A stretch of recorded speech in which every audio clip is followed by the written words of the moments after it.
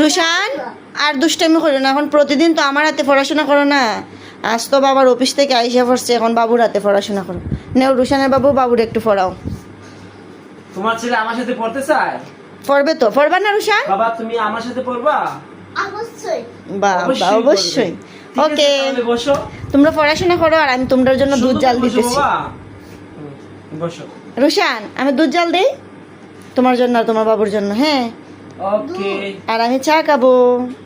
বাঙালির সকালবেলা চা না হলে চলেই না, কিন্তু আমরা তো জানি না সকালবেলা চাটা যে কত ক্ষতি। আমরা ভাবি যে ঘুম থেকে উঠি চা, আসলে সকালবেলা চা না খেয়ে যদি বড়া পেটে চা খান তাহলে ক্ষতি করলেও এতটা ক্ষতি করে না, কিন্তু আমরা তো সকালবেলাই খাই।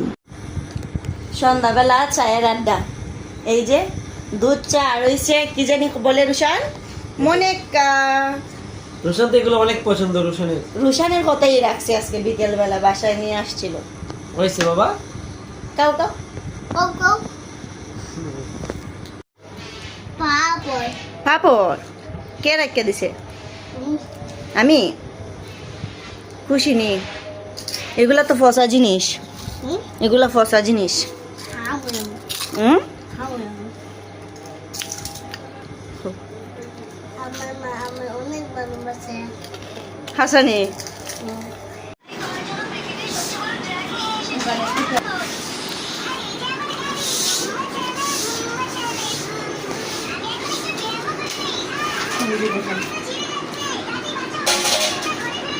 এটা তুলো, ভাড়া তুলো। সব জায়গায় দিতেছে। এই যে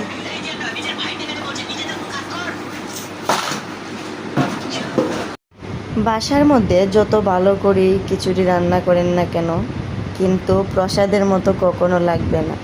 কারণ প্রসাদের স্বাদ যেমন আলাদা, প্রসাদ খেতেও তেমনি খুবই ভালো লাগে। কথাটি ঠিক বললাম তো?